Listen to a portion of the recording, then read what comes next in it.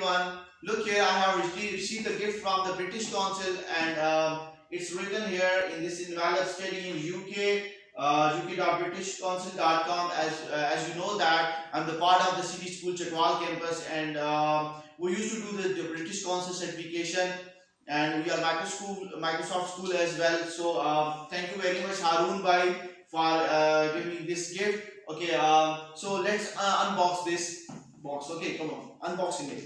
So here it is. This is the box. Okay, and let's see what. Let's find it out what we have inside. Come on, everyone. Okay, here it is. Okay, what we have here. Here it is. What it's a diary. Look here.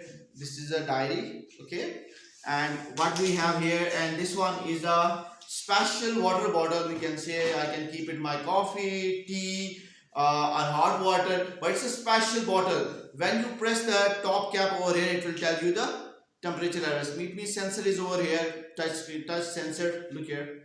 It will be activated when you touch over here. Okay, now fine. Now then after that, here's one pen over here, and then here is called what? A power bank.